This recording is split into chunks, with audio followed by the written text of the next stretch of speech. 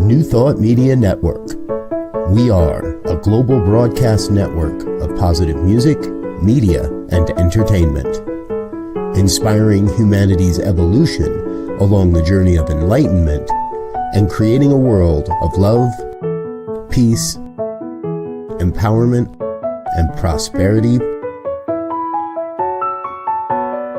for all. New Thought Media Network. Positively inspiring.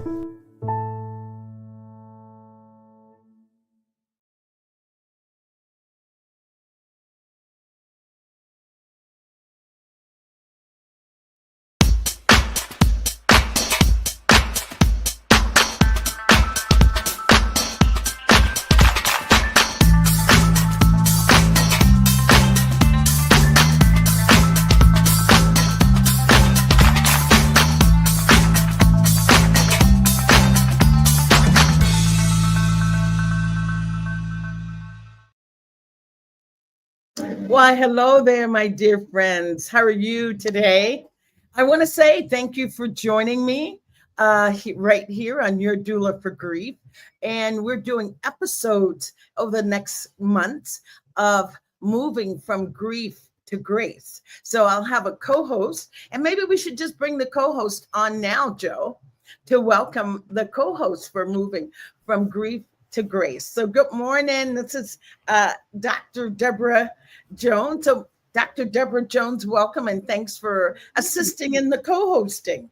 Oh, thank you for giving me such a wonderful opportunity. Yes, and we'll talk a little bit more about who we are in just a few minutes. But what I want to do is I want to offer you to make this time for and about you. Drop us a comment, drop a line. If you have a question, even submit it later. I still get to see those questions and can answer. So as I said, know that this show is and for and about you and moving from grief to grace. So with that, I am good.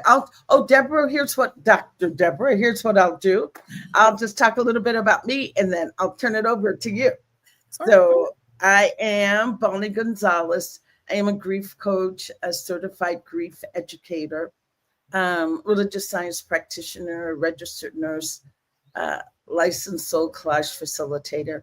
And the most important I am, is that I'm a human being right here on the planet with each one of you, navigating these beautiful and sometimes choppy waters of grief. So thank you. So Deborah, with you, Dr. Deb, tell us a little bit about you. Okay. I'm Dr. Deborah Davis Jones, and I am an ordained minister. I do not call myself a Christian. I call myself a follower of Christ. So that moves me into different realms. I am a trained life coach, which is wonderful because I work very well with counselors.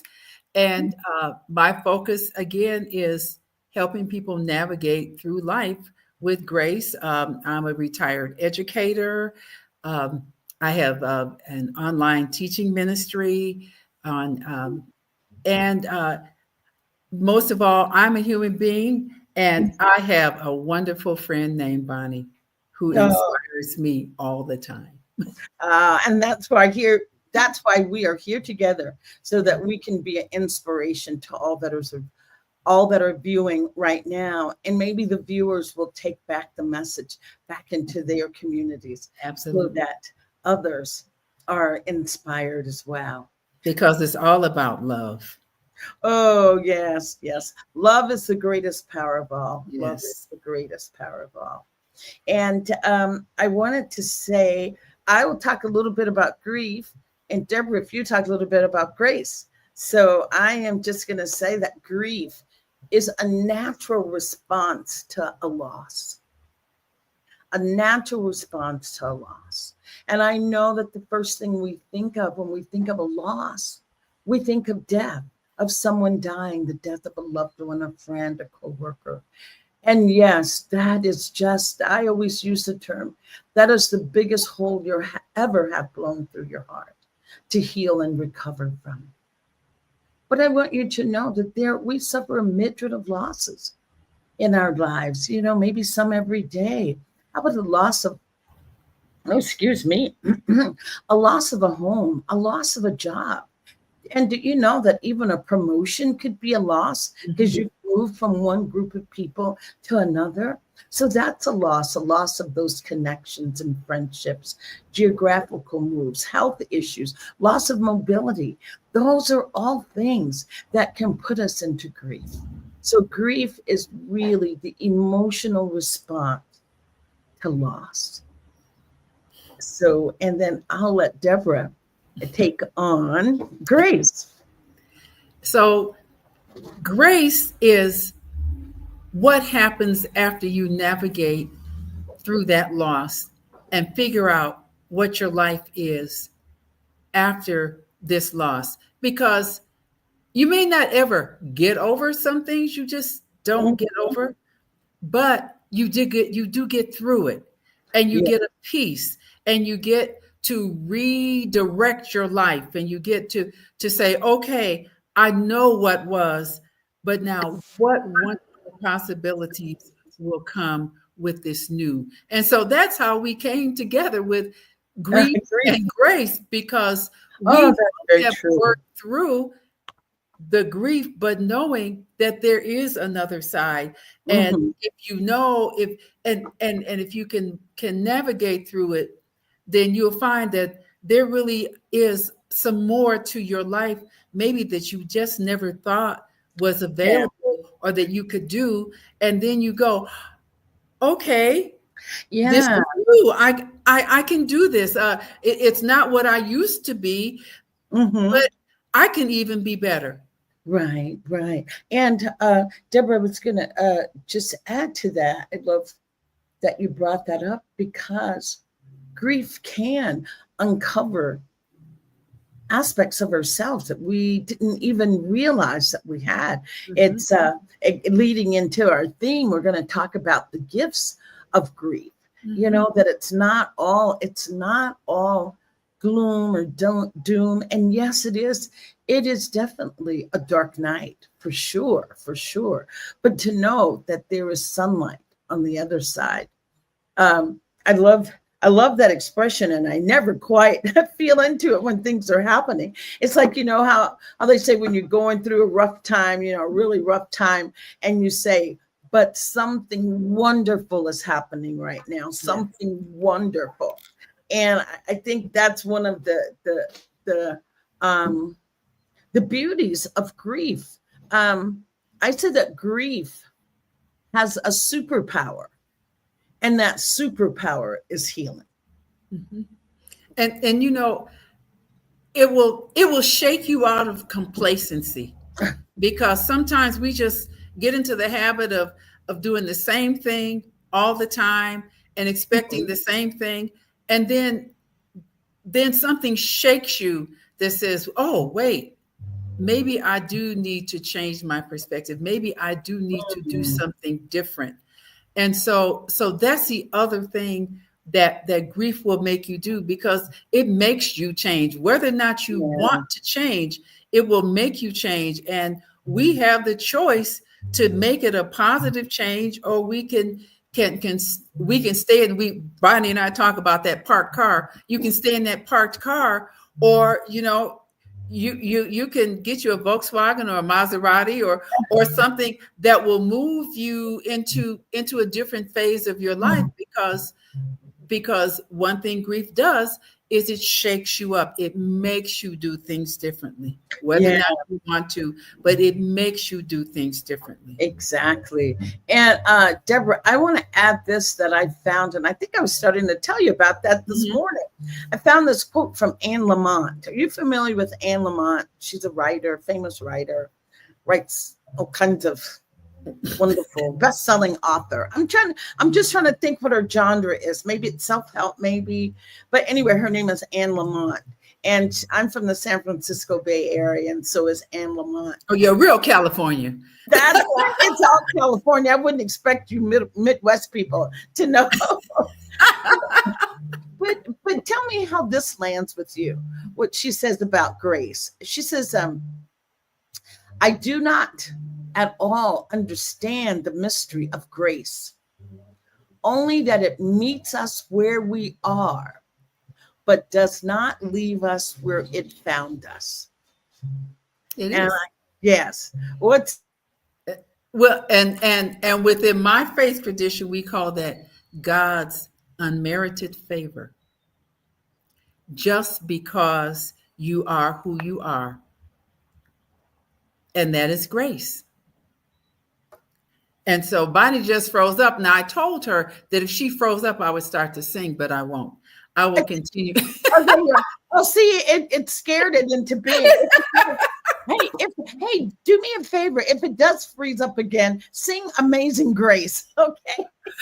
I'm sure you can sing that. I'll sing, yeah. Well, I'm sure you could, Deborah. I've got faith in you.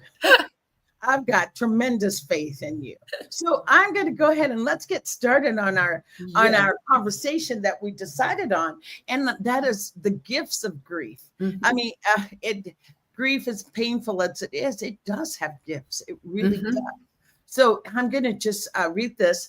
Okay, grief is one of the most humbling and challenging experiences we can go through as human beings. It is also one of the most transformative. Grief changes us. We are no longer the people we were before that loss. Mm-hmm. We see through new eyes. Since grief works so deeply and slowly within our psyches, we often need inspiration to stay with the process of healing. When we stay with this process for as long as it takes to heal, we can tap deep resources from within that enable us to emerge from that dark night of grief with more expansion, courage, connection, and empowerment than we ever could have imagined. Mm-hmm. So I will stop there. Deborah, you have any comments before we move to one of the first gifts? I couldn't have said it any better. And I have a lot to say. Yes. Well, why don't we talk about, let's explore the first area is expansion. So if you take us away with expansion. Okay. Expansion. Grief expands us in early stages, and it opens us inward to new depths that later opens us outward to new vistas. We may start the grieving process by contracting and pulling our energy deep inside of us like trees in the winter. But as we heal, we start to realize how much more there is to life, that we have been living in a limited portion of all the possibilities inherent in this magnificent and mysterious universe. And it's true. It expands us. It makes us move. It will shake us out of our complacency. It makes us reach out. And it does in the beginning for some, it makes you, pull in, to pull inside yourself.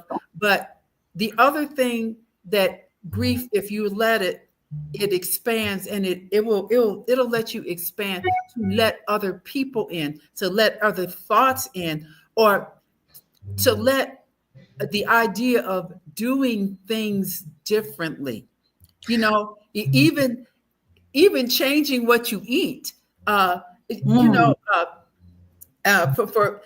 if you have a spouse and that spouse eats the same thing all the time, and suddenly, and you don't have that spouse, then you say, oh, well, I can, let me try something different. And so grief it just shakes you out of your complacency. It makes you move from what you've been doing all the time to thinking about how I'm going to do this differently. Yeah, it could be a job or anything, because, but now it makes you change. So grief does expand you. Mm-hmm. And so, I was going to say, some people go kicking and screaming in that expansion. So many people that I've heard say, oh, I don't want to burden people by talking about my grief. I don't want to make anyone sad. So, so how would you address that? How would you address that? I would say that trust people. Yeah. Trust people to care. And perhaps they won't be sad, but they will thinking they can be, first of all, understanding how you feel. And next of all, be able to offer you some encouragement. But, Right. trust people, the people around you who care, and the people around you who really care are going to reach out and ask you, how do you feel? What's going on in your mind? I just left my sister, whose husband passed in April. And so when we got a few minutes, I said, how are you for real? And see that will allow you, will allow the person to tell you how they feel. And she said, I'm in a good place. I'm working through it. I'm in a good place. And so, but before, we talked some about how she felt, about how they prepared for his passing. And so I think, if you have a friend who is grieving, it's okay to say, well, how are you really? And then listen. And you know what? You don't have to always provide an answer. Sometimes all they need to do is talk, and you go, okay. Now, if they want something, or you can say, okay, so now that you feel that, what do you think your next step is, or what do you think? But sometimes they just need to listen, but you don't have to provide an answer. But but the counter, but the life coach in me is always going to say, okay, so now that you've figured, what are you going to do? What's your next move? And so you can encourage them, but don't ever just cut them off, but just say, well, where are you today? How are you? Where are you now? And is there something maybe that I could help you, bounce an idea off of? And so I think that's how we can help people to expand. But that, it's like, if you're grieving, trust your friends, trust your family. And when people come and say, how are you? Tell them for real. Oh, I'm not. No, it's like, I have two friends who are my sister and one of my best friends' husbands died within a month of each other. And so that is unfair. That's unfair. But though, again, within my faith tradition, we were thankful because God spared them a life of being invalids. And I can hear that, Deborah. I definitely can hear that. And but it's still a blow to the heart. Oh, it's definitely a blow to the heart. It's definitely a blow. And so, but when I check in with them, I say, how are you? What do what are you feeling? Do you just want to talk? And so I think that's very encouraging to them. And I think that's what you can do as a person who's helping people deal. Be open and just listen to them. That's what I was going to say. Just people want to be heard. That's what it is. They just want to be heard, to know that they were heard. And you definitely, as you said, don't have to offer advice or find the right words, because sometimes there are no right words. And it's okay. Like I have to tell my friend, you know what? I said, it's okay if you want to be, I call them widow days. I said, if you want to have a widow day, have a widow day. You can be mad. You can fuss at the walls. You can, you can slap yourself on the, on the thigh. You can just say, I'm angry, I'm mad. And then you say, okay, I can move on, but it's okay. So we're expanding. We're just expanding.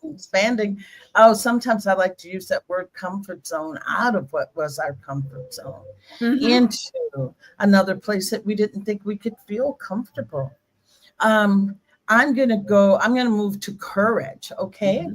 So it takes tremendous courage to face our grief, to turn inward and embrace the full experience of devastating loss.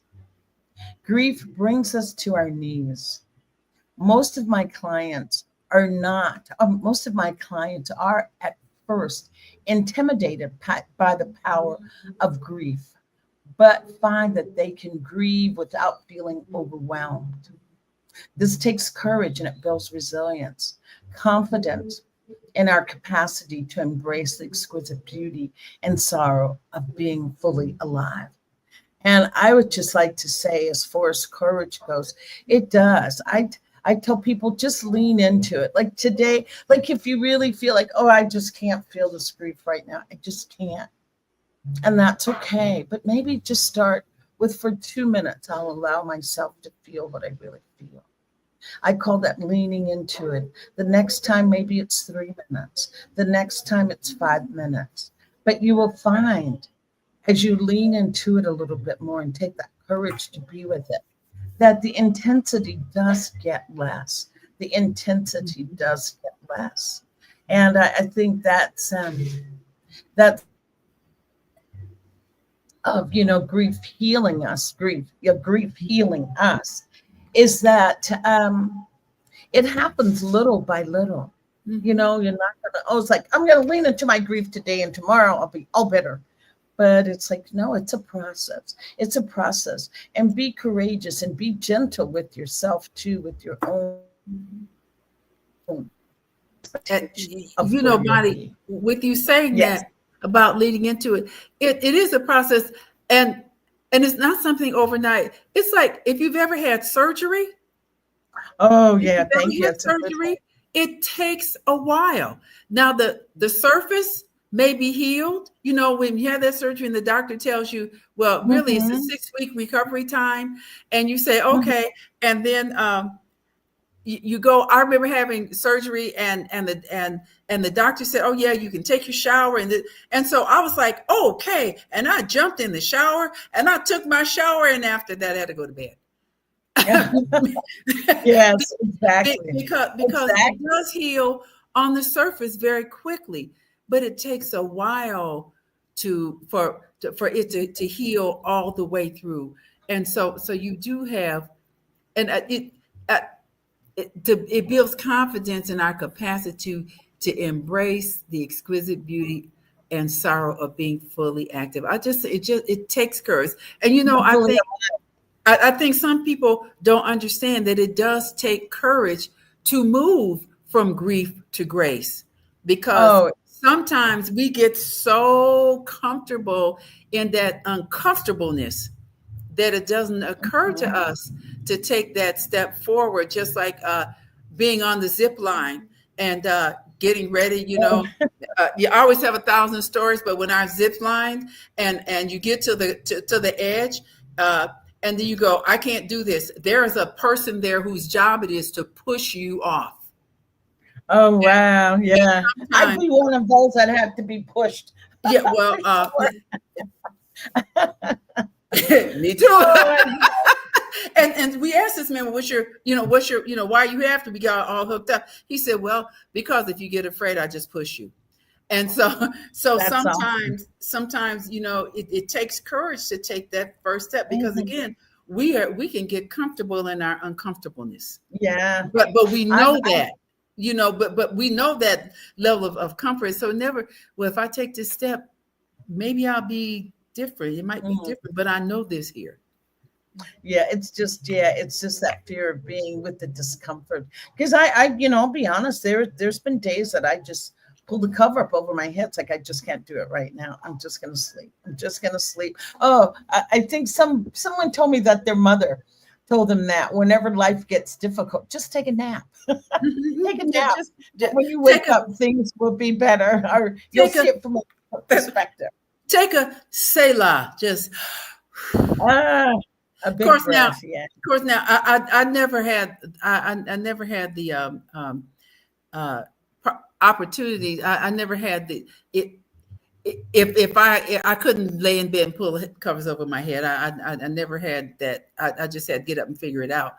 But well, let me tell you a story. Let me tell you a little bit of a story behind that. It was I had moved to Ireland, so it was a whole loss of, what was familiar, but friendships and that kind of thing.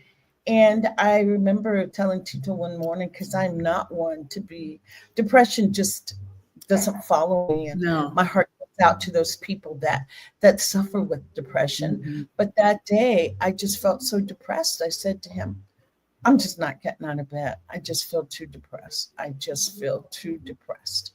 And he said, okay, he went about the day. And maybe a few hours later, I got a call that my sister had died suddenly.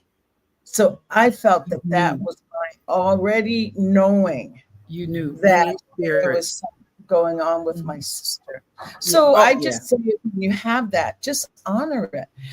It's like Rumi says, whatever comes, a joy, a meanness, a madness, greet them at the door laughing, because they could be clearing you out for a new delight. Absolutely. And not that losing my sister was, go ahead. No. I was just saying that's all of that was the spirit. Now I'll give you a day to be in bed, pull the covers over your head. But the second day, I'm like, no, girl, you got to get up. But I'm just saying, when you have those, honor. But all I'm saying is honor what comes up. Honor what comes up. And if you find that every day you can't get out of bed, that you've got to pull the covers, then it's time to seek help. It's time. It takes courage to reach out for help. It takes courage to say, I really need some help with navigating this. And you can always support groups. There's one-on-one, coaching and therapy. But if that is plaguing you, because what happens is that then becomes complicated or complex grief. Absolutely. If it's not addressed. Absolutely. Yeah. And then if your friend tells you that they need some help, it's not for you to judge. The thing to say, if they come to you and say, you know what, I'm having trouble working through it, then I think the response can be, okay, how can I help? What do you need? And not, well, you've been like this for weeks, you need it. No. Yeah. I really think we should take that out of our English language. You should get over it. I really think that anybody that says that under any circumstances, even if it's a lost boyfriend or whatever, it's like, no, that person is still with that grief, because they're trying to make sense out of it. They're trying to give it purpose. That's right. And perhaps the person who says that has never had the kind of loss that has taken your breath away, because you should get over it. Well, have you ever been in a situation where it was just out of your control, and so I guess my response would be, well, have you ever had to get over something? Because some things is just really hard to get over. Well, I just say, well, give me the recipe and I'll start. That's a good one. Yeah. The recipe, and I will follow it. Step one, I do what? Step two, okay. But I think people that say that, even Deborah, even if they have had that kind of devastating and tremendous loss, maybe they really never leaned into it. That is true. Yes. So it's like, yes, they really just have not maybe really tapped into that. And so I'm going to let you read the next one. I have a little visitor in my room. Hola, Adela. Hola, Tito. Hola. Hola, ¿cómo está? No. Oh, estoy bien. You can't be around Adela and not have a wonderful day. Connection. Grief can be a profoundly lonely time. It is a common experience for friends and colleagues not to show up. Let me get this bigger. Not to show up and give us support, the support we need. Indeed, grief rewrites our address books. It sure does. However, our grief can open the way for new connections, deeper, richer relationships with people who understand what we are going through and who support us by being fully present without trying to fix us. Ooh, can you read that last one again? I sure will. Who can be a deeper, rich relationship with people who understand what we are going through and who support us by being fully present without trying to fix us. Yeah, because none of us are broken. none of us are broken. And No. I love that. Just connecting, just Yes, connecting. it is. It is making connections, and when you have a loss, it is true. And I have found that when I know someone who has experienced a loss, I may not go to the celebration or the memorial, and I'm not going to be there that first week because everybody's there. But that 3 or 4 weeks when everybody goes back to their regular life, that's when you're sitting there Yes. by Yes. yourself saying, oh, I'm by myself. Or it sure would be nice to have a conversation with someone. And so that's when I really try to make connections with people who have had a great loss, because after everyone goes home, you're still there, and you still need that companionship. I was telling someone, it took me a while to figure out why after my husband passed, I would always eat in front of the television. I'm like, you don't need TV. But it was because I was used to having someone to eat with. And so, and those of you who know me now know I invite you over to eat all the time, because I like to have someone to eat with. But those are the connections. But what I found is you make deeper connections, because after the loss, it could be an animal, it could be, like you said, a job or anything. After the superficial time is gone, that's when those people who really are part of your support, they are the ones who are there, who are there with you all the time, who out of the blue will say, how you doing? Let's go eat. And deeper connections, deeper friendship. If you allow that, you have to allow that. And then as you reach out, and it may be as you're going through that journey from grief to grace, those people that you meet during that time, you develop even deeper relationships with those. I went to a support group trying to get somebody else to go, but because I did, the two people that were there, I really have become good friends with. And there would have been some people that, because they were all grieving too, but they probably would have been a person that I had a passing conversation with, or hello or not. But because of that, it has allowed us. And so again, it does make you have deeper connections if you allow yourself to become connected. And then you find out you are not alone. And you, in your grief journey to grace, can help someone else. And you do become very close. Yeah, I love that Maya Angelou quote about, we're all more alike than we are unalike. We're Absolutely all more alike than unalike. We all want a connection. A connection. We really do. Wow. Oh, wow. Well, gosh, we're at the end of this empowerment. Oh no, the end of our gifts, the 4 gifts. So empowerment. Okay. As grief shakes up our lives, it forces us to reevaluate what's really important in life. Grief then calls on us to recreate our lives in a way that incorporate these new perspectives and values. From this new foundation, energy begins to return, and we feel empowered to act. As you tap into deep inner resources in your journey through grief, you gain access to the strength, vision, and purpose to make a difference with your life. That empowers you.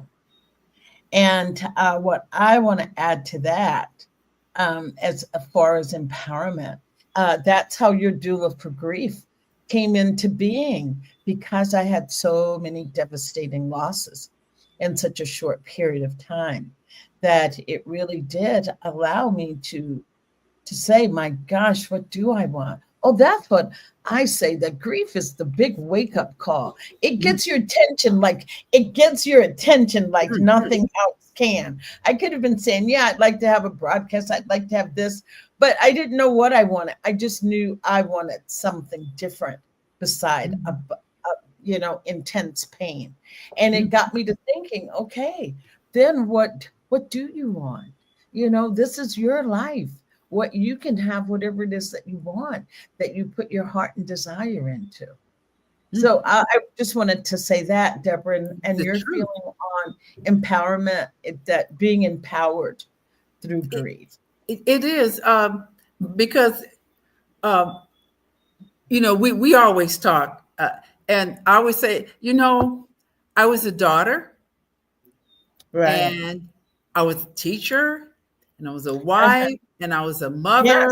I was all of those things all the time, and then child is gone, husband gone, and then suddenly it's, wow, I've got to do this. I call it dancing for me. I have to dance for me. And so, and just as you was like, okay, what am I here for? Why am I here? And it came to me that the two of us were supposed to be together because, again, we work together about helping people, empowering people, because that's what we're about, empowering people to move into grace, to grieve, because it's for real. You have to acknowledge it. You have to lean into it. But you know what? You work through it. And then you get to grace where you say, okay, I have control over my life. I can make decisions about my life. I'm not a daughter anymore. I'm not a wife anymore. I'm not a mother. It's not that you're not, but those phases. But you're so much more. How about this? Those phases I've worked through. You're right. I'm so much more. We are so much more than what people, what culture and people have defined us as, because what grief does is say, okay, I know all those other definitions, but now what is my definition? And after I get my definition, what is my path? What is the path that I'm going to take? What is the route? What do I want to see for me? And you know what? I don't have to decide today what I want for me. I'm going to do what do I need to do? Who am I? What am I? And Bonnie laughs, but see, my singing, I've been threatening to sing. Everyone in my family could sing. Well, I could never sing.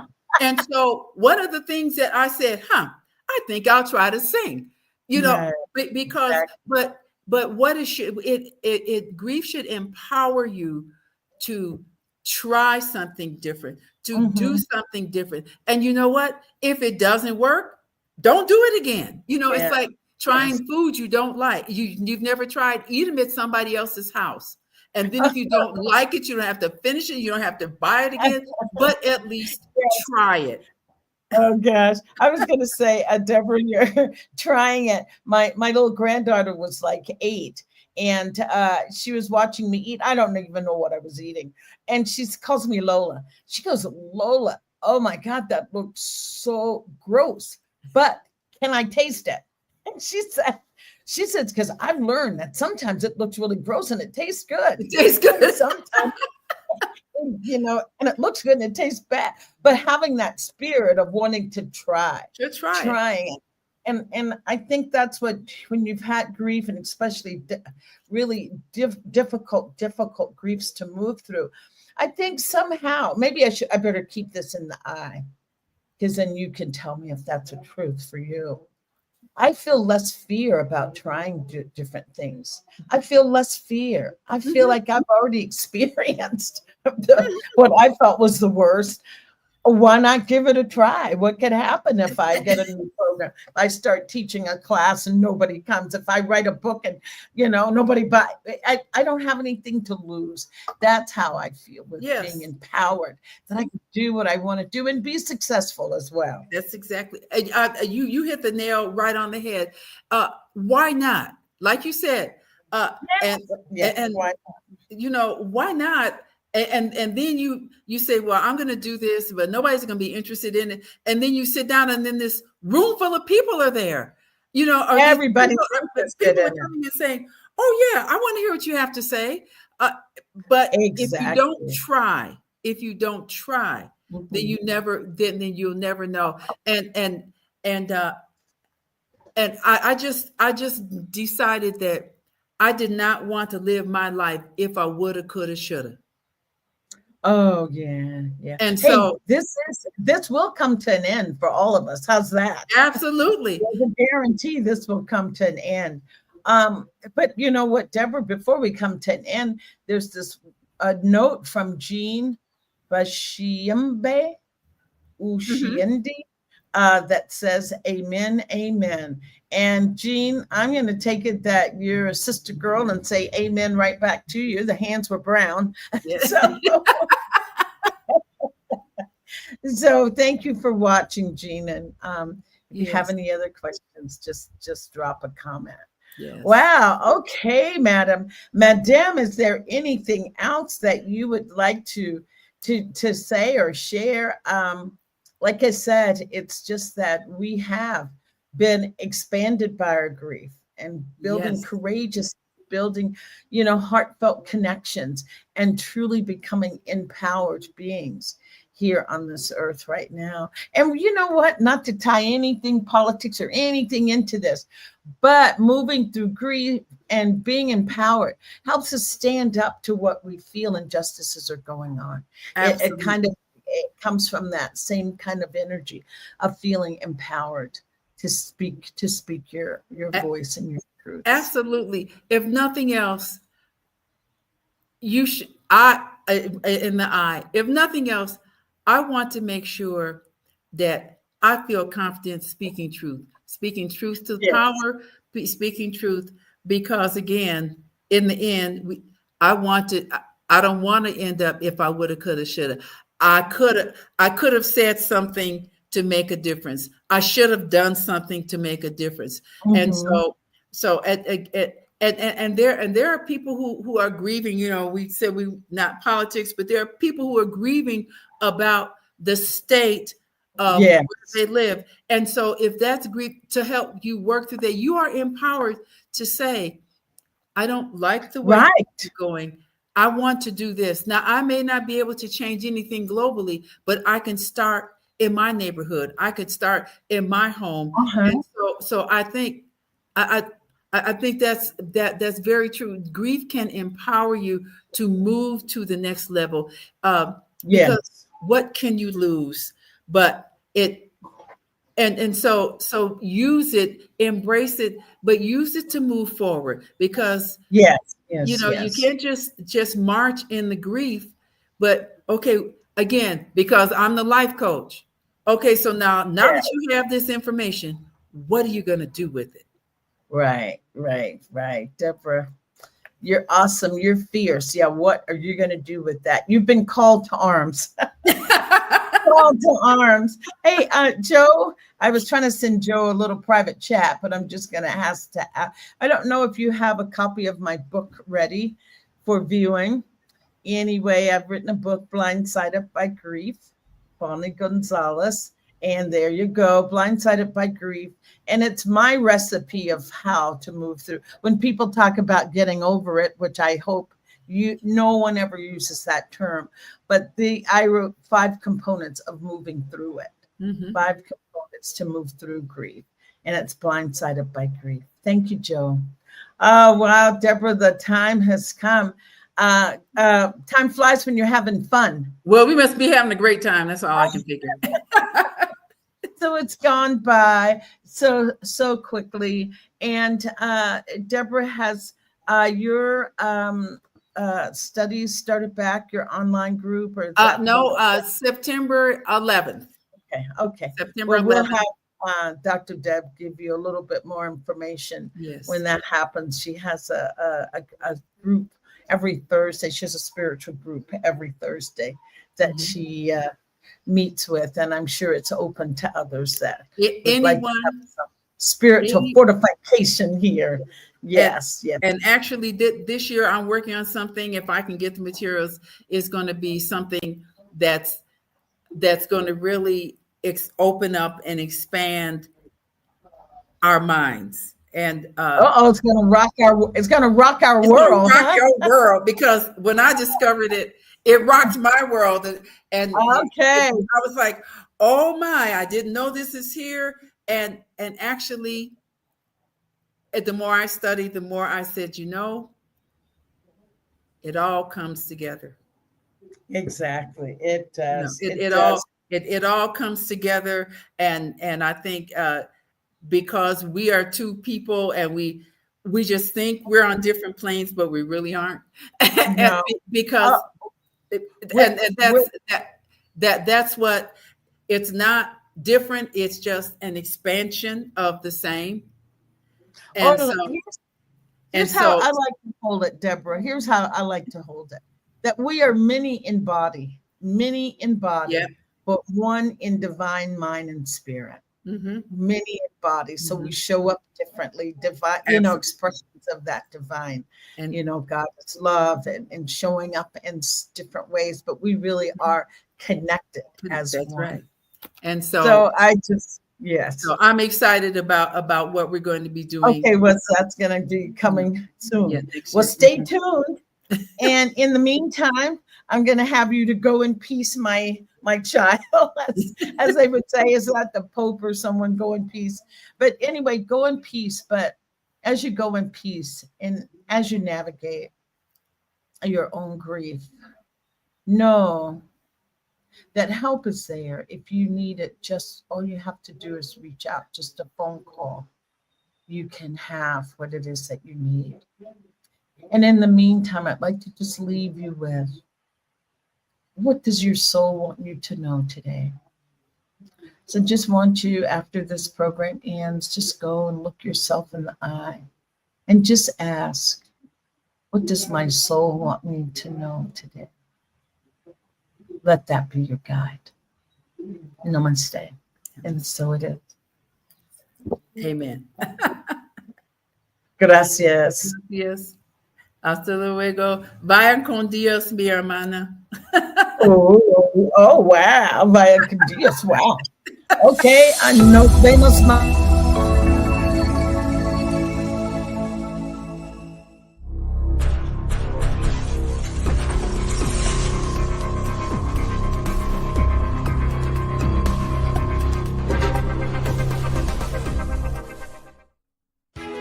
New Thought Radio, music from all your favorite New Thought artists.